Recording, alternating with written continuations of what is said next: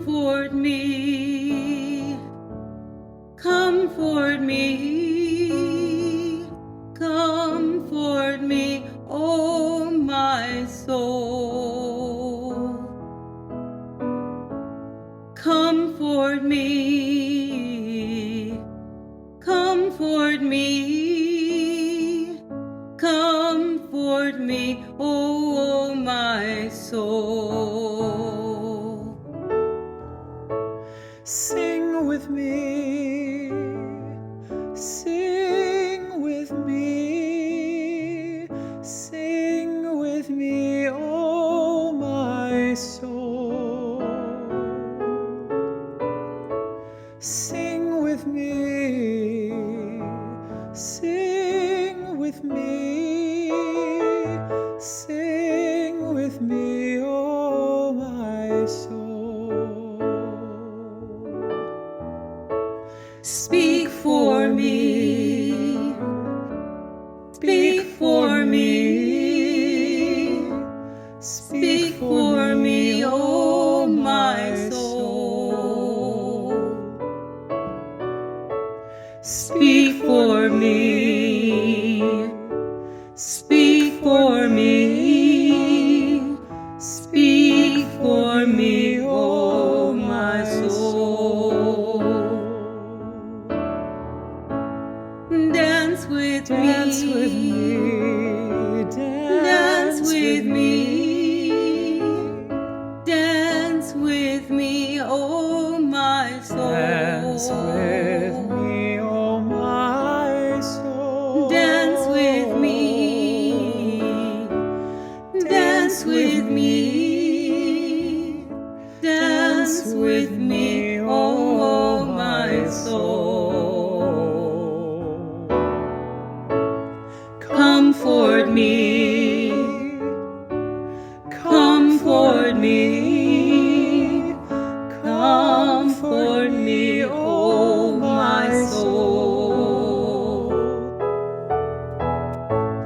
Comfort me, comfort me, comfort me, oh my soul.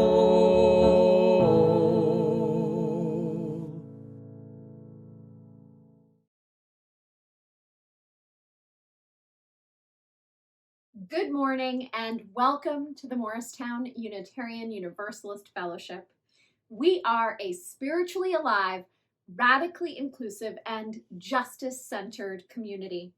We are one faith with people who hold many beliefs, and we're so glad you're here. Let me share a quick reminder of our worship schedule. Our services are virtual through the summer at 9 a.m. on our Facebook page and 11 a.m. on our YouTube channel. You can join us for coffee hour and community time on Zoom on Sundays at 10 a.m. And also, a number of members bring their lunch over to our grounds on 21 Normandy Heights Road for some community time at 12:30 p.m. If you're a visitor, then I invite you to join me for one of our virtual orientations and tours on Sunday, July 18th or Sunday, August 22nd at 10:15 a.m. on Zoom. Or you can join me for an in-person orientation and tour with lunch on August 22nd at 12:30 p.m. on our grounds. You can RSVP at welcome@muuf.org and let us know your name and which orientation and tour you'd like to attend. We're planning to return to in-person and online worship with outdoor options too this fall, beginning with our multi-generational in-gathering service and picnic on Sunday, September 12th. Look out for a survey coming July 15th this week to get your feedback about our Sunday morning schedule. We're considering moving the start time of our services and religious education classes to 9:30 a.m. instead of the 9 a.m. start we had before the pandemic. We've heard that a slightly later start time might be better for families and for people who travel from a further distance. And we want to know from you if that would be helpful or how it would impact you. We also might move our second service back by 15 minutes from 11 a.m. to 11:15 a.m. But again, we want to hear from you. Look for the survey link in the summer newsletter. It's www.muuf.org/newsletters. Today's offering will be split 50-50 between our fellowship and homeless solutions.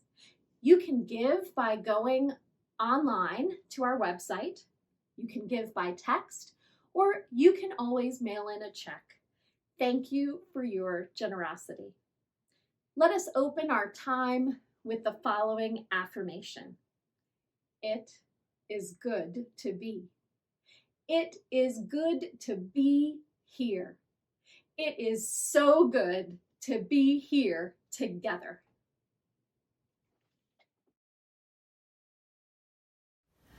Our opening words are from Abraham Maslow in The Psychology of Science. To be able to listen, really, wholly, passively, self-effacingly listen without presupposing, classifying, improving, controverting, evaluating, approving or disapproving, without dueling with what is being said, without rehearsing the rebuttal in advance, without free associating to portions of what is being said so that succeeding portions are not heard at all. Such listening is rare.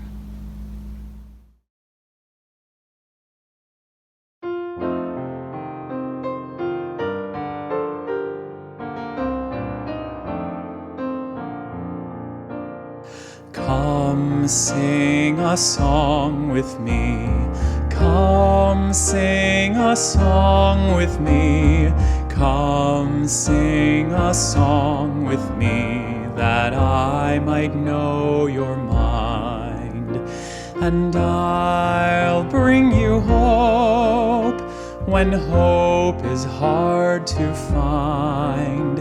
And I'll bring a song of love and a rose in the winter time.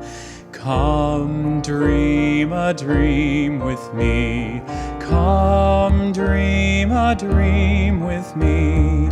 Come dream a dream with me, that I might know your mind. And I'll bring you hope when hope is hard to find. And I'll bring a song of love and a rose in the winter time. Come walk in rain with me. Come walk in rain with me. Come walk in rain with me, that I might know your mind. And I'll bring you hope when hope is hard to find. And I'll bring a song of love and a rose in the winter time. Come share a rose with me. Come share a rose with me. Come share a rose with me, that I might know your mind. And I'll bring you hope when hope is hard to find. And I'll bring a song of love and a rose in the winter time.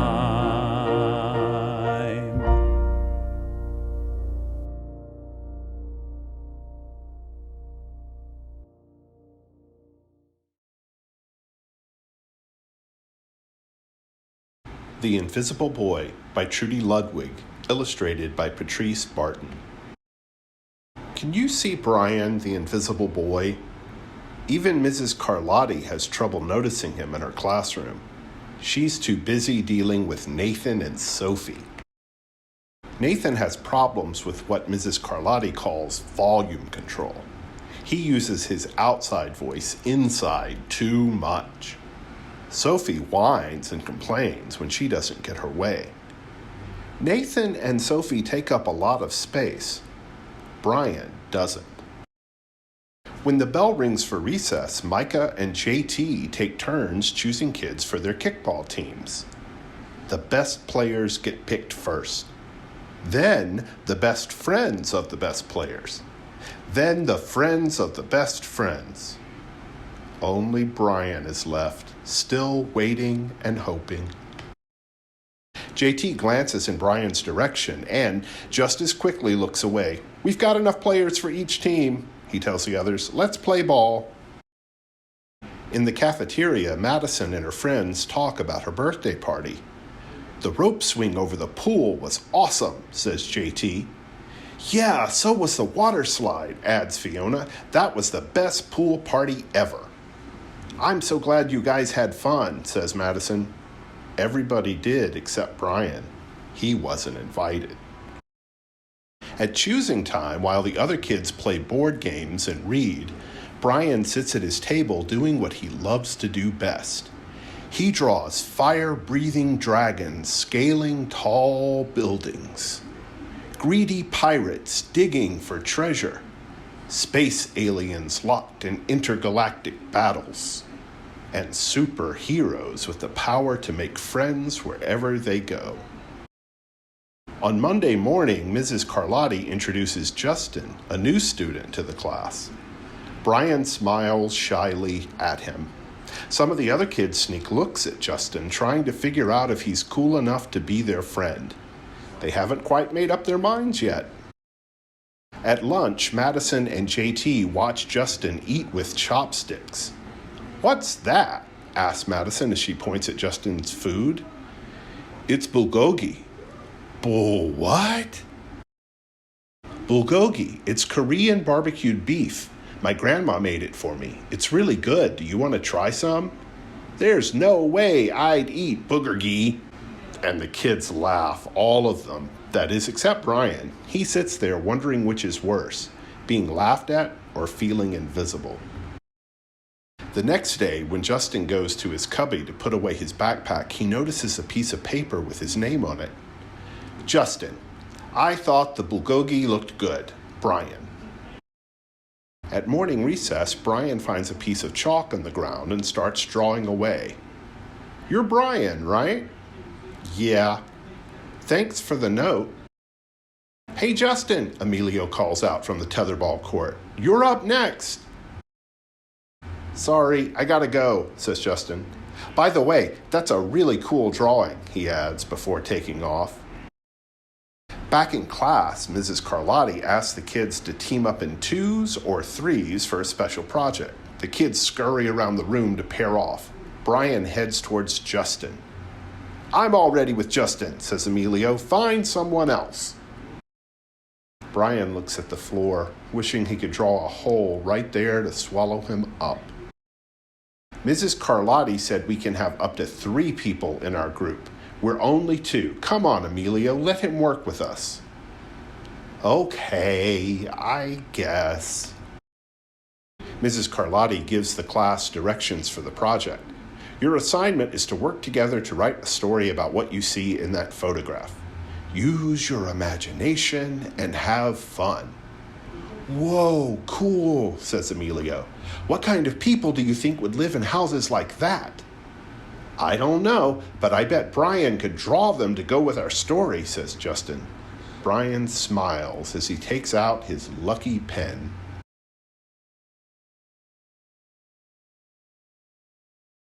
It's lunchtime again, Brian's least favorite part of the day. Another 20 long minutes of kids talking and laughing with everyone else but him. "Brian," he hears someone shout. "Hey, Brian, over here." Brian turns and sees Justin waving him over. Emilio nods at Brian as he makes room for him at the table. "Cookie? Thanks." Maybe, just maybe, Brian's not so invisible after all.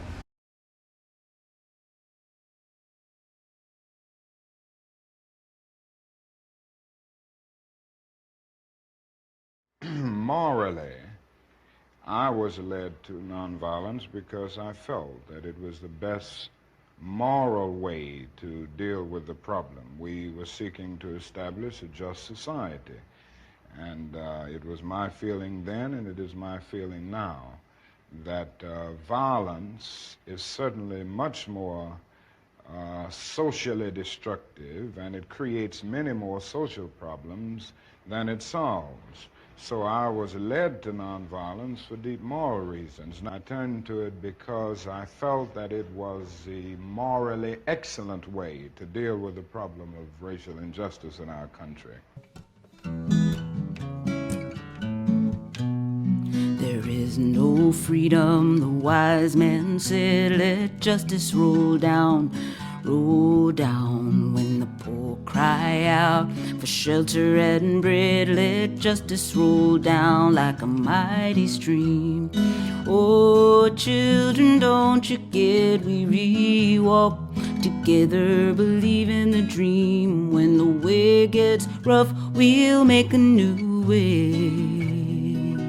Let justice roll down like a mighty stream. Hatred will never drive out hate. Let love roll down, roll down. Remember, our hearts can make us great. Let love roll down like a mighty stream.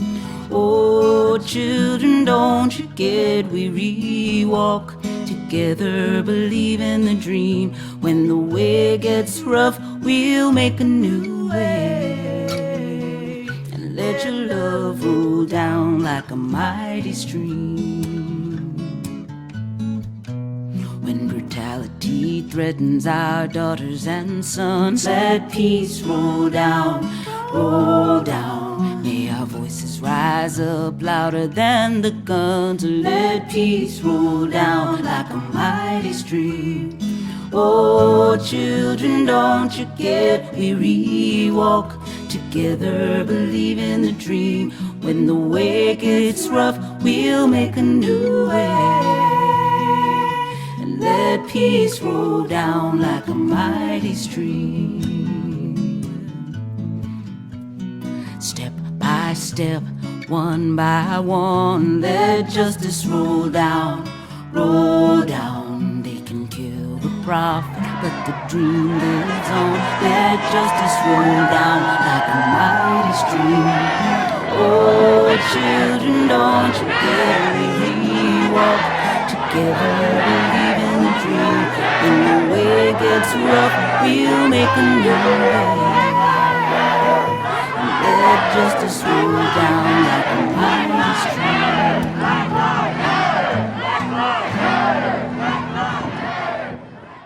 I turned to it because I felt that it was the morally excellent way to deal with the problem of racial injustice in our country.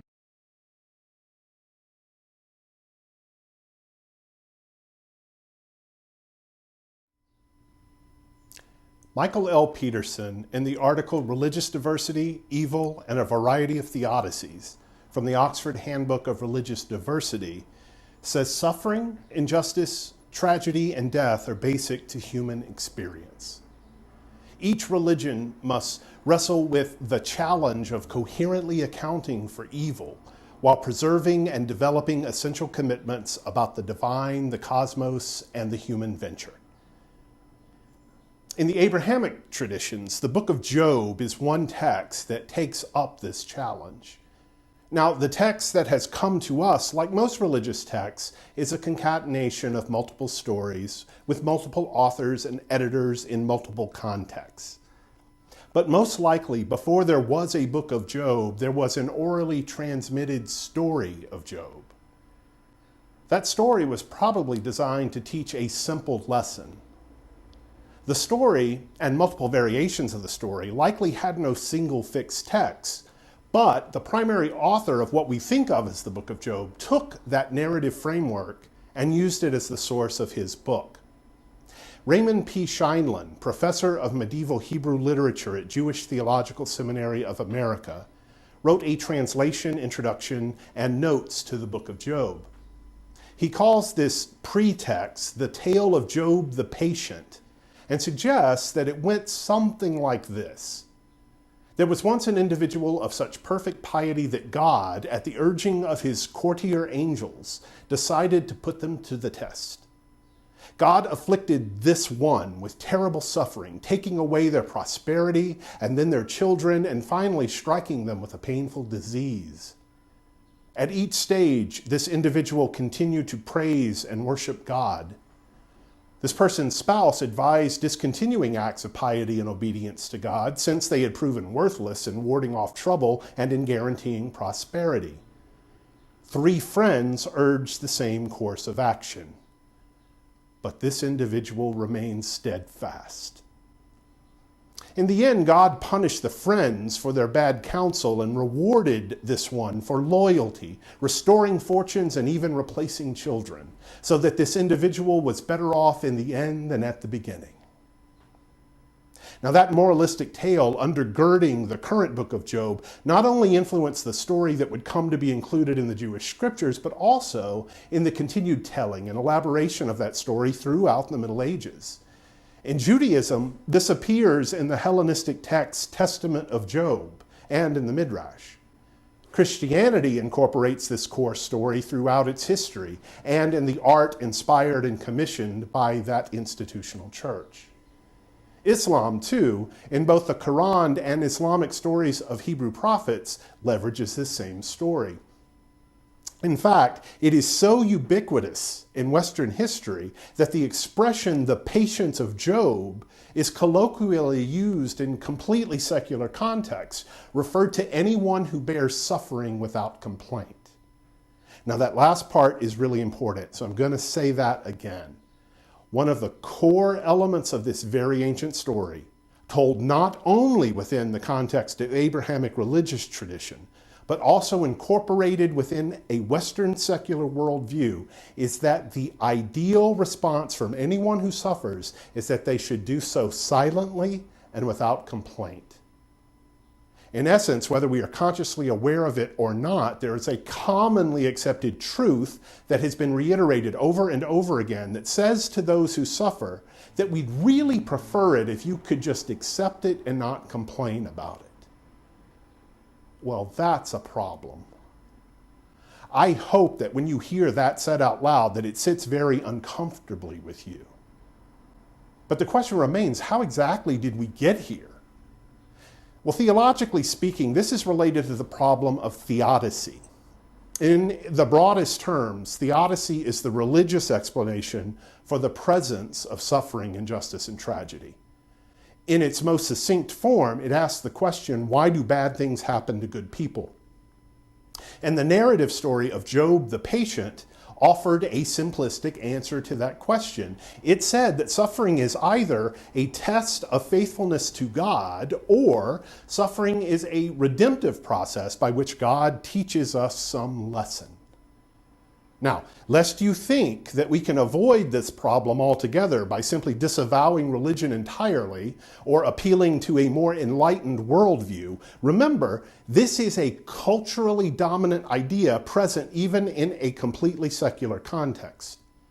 Even if we do not attribute suffering to a personal deity, we nevertheless, at some deep level, prefer that those who suffer do so in silence.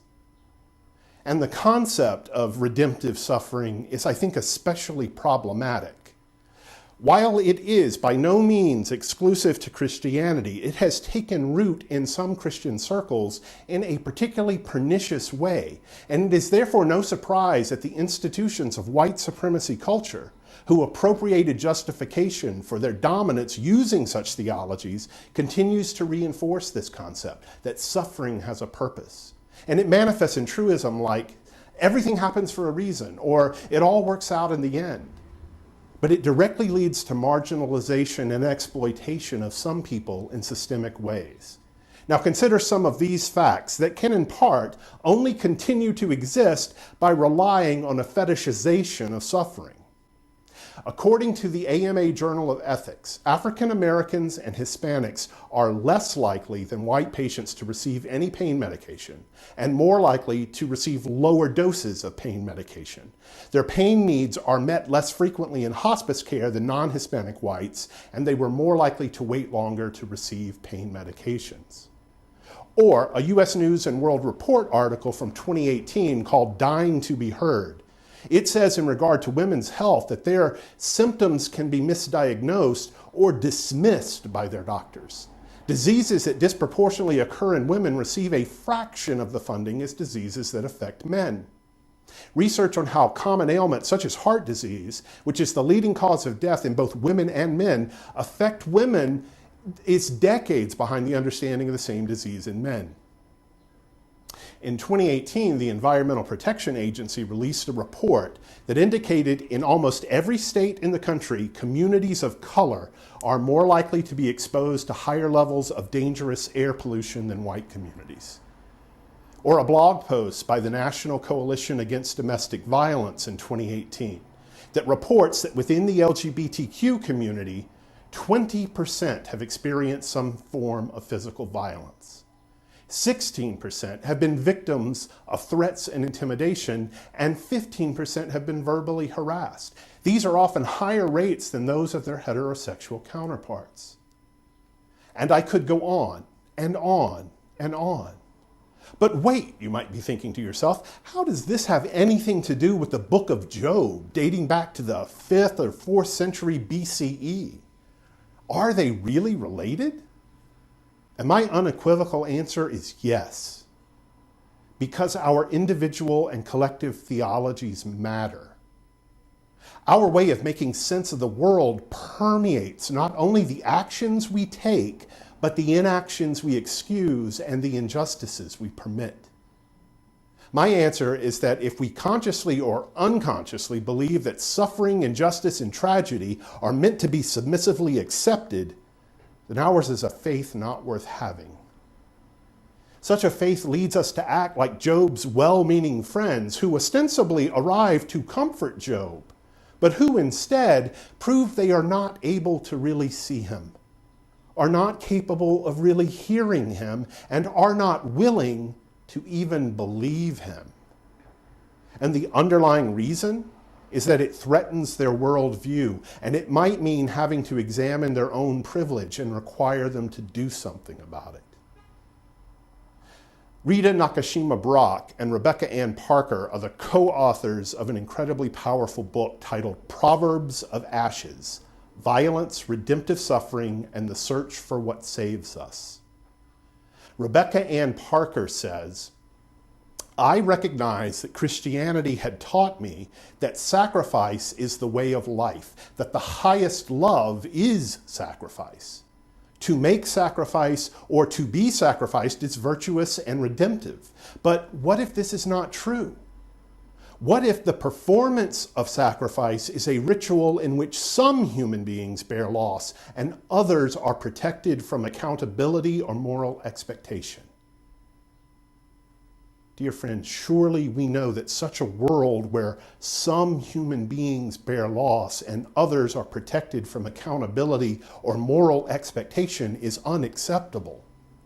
And ironically, this moralistic reading of the book of Job that allows, nay, encourages our society to accept this unspeakable and unjust conclusion that suffering is redemptive is not even supported within the text. I mean, yes, it is true that the underlying narrative of Job the patient can be read inappropriately, I hasten to add, to idealize and justify silent suffering. But the author of the book of Job in the Jewish scriptures has gone to great pains to turn that original tale on its head and expose it for the farce that it genuinely is. The writer's intention was to take the old, overly optimistic tale and tell a far more complicated story. The author does this in a number of ways, supplementing the original narrative with the addition of poetry that's placed in the mouths of Job. It's also placed in his presumably well-meaning friends and even in the mouth of God directly. It is in these poetic interludes that the simplistic moralizing in the tale of Job the patient is exposed for its laughable pretense. Returning to the words of Raymond P. Scheinlein, the poem cannot exist without the narrative, for the narrative's purpose is to establish the key fact against which the entire poem is to be read, that Job is right in maintaining steadfastly throughout the book that his suffering is unjust and that his friends are wrong. We know all along that Job is in the right. And for me, that is the key. Job's suffering is unjust.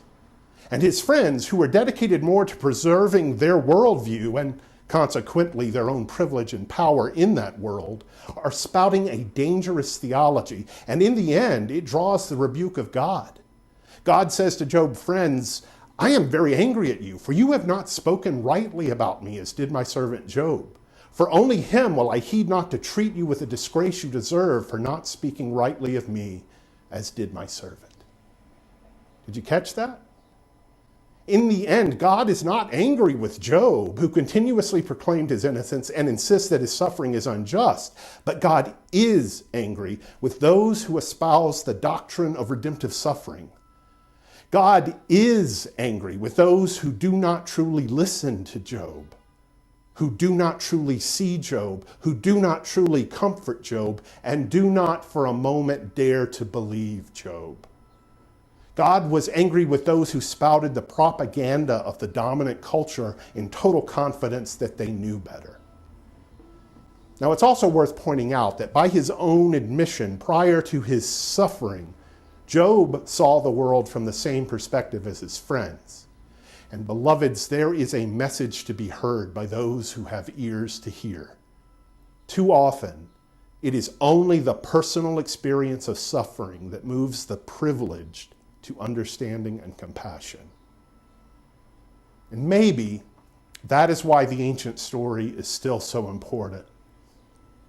Can we learn from Job even now that we are being called to compassion and that the path forward is to listen deeply and most especially to those who are suffering? Can we learn to believe the suffering? Or will we continue to only accept that which we have personally experienced? In the final analysis, the book of Job does not really explain why bad things happen to good people. We know Job is right, but ultimately the God of the book of Job does not defend against Job's accusations. As Joseph Campbell says in The Hero with 1,000 Faces, when God answers Job out of the whirlwind, he makes no attempt to vindicate his work in ethical terms, but only magnifies his presence, bidding Job do likewise on earth in human emulation of the way of heaven. Friends, if we're looking for a definitive answer to the question of theodicy, we're not going to get it here.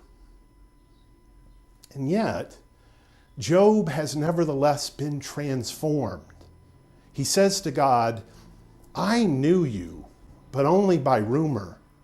My eye has beheld you today. I retract. I even take comfort for dust and ashes. Now, it is in interpreting this response by Job that so many are left baffled with this book. Job has argued that God should account for the injustice that Job has suffered, but God's response does not address Job's plea. The authorized version of the Bible in English, more commonly known as the King James Bible, translate Job's response as, I abhor myself and repent in dust and ashes. In that translation, Job not only admits that he was wrong to question, but is so abject that he must abhor himself for his decision. Of course, one could argue that by 1611, the need for a theology of redemptive suffering had grown so crucial to maintaining the power of the status quo that Job's audacity to claim injustice needed to be firmly put in its place. Schindlin says Job's final words are, like so much else in the book, suggestive rather than transparent. God's speeches have finally made Job grasp the sheer puniness of humanity in the scale of the universe and of God. As a result, he realizes the futility of the rage he had so eloquently expressed throughout the book. The resignation he has thus achieved will from now on enable him to endure the loss of all that is merely human, his family, his health, and in prospect, his own life. Perhaps there is wisdom in enduring suffering as opposed to submissively accepting it. Joseph Campbell says that to Job, the revelation appears to have made soul-satisfying sense. Job was a hero who, by his courage in the fiery furnace, his unreadiness to break down and grovel before a popular conception of the character of the All-Highest, had proven himself capable of facing a greater revelation than the one that satisfied his friends. We cannot interpret his words as those of a man merely intimidated. They are the words of one who has seen something surpassing anything that has been said by way of justification. Maybe it's a bit of a mystery regarding what it is Job ultimately achieved. But I would like to think that it has something to do with knowing that redemptive suffering is a lie. That true friends listen. And that those who are suffering deserve to be believed. May it be so.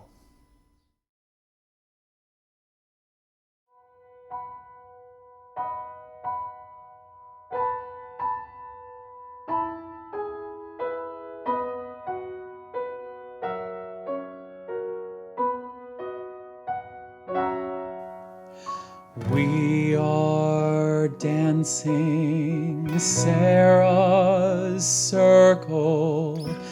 We are dancing Sarah's circle. We are dancing Sarah's circle.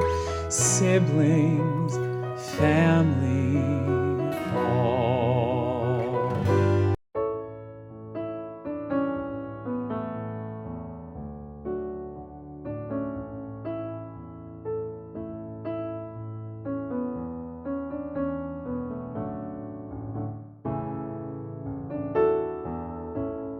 Comfort me, comfort me, comfort me, oh my soul. Comfort me, comfort me, comfort me, oh my soul. Sing with me, sing with me, sing with me, oh my soul. Sing with me, sing with me, sing with me, oh my soul. Speak for me, speak for me, speak for me, oh my soul. Speak for me, speak for me, speak for me, oh my soul. Dance with me, Dance with me, dance with me, dance with me, oh my soul. Dance with me, oh my soul. Dance with me, dance with me, dance with me, oh my soul. Comfort me, comfort me,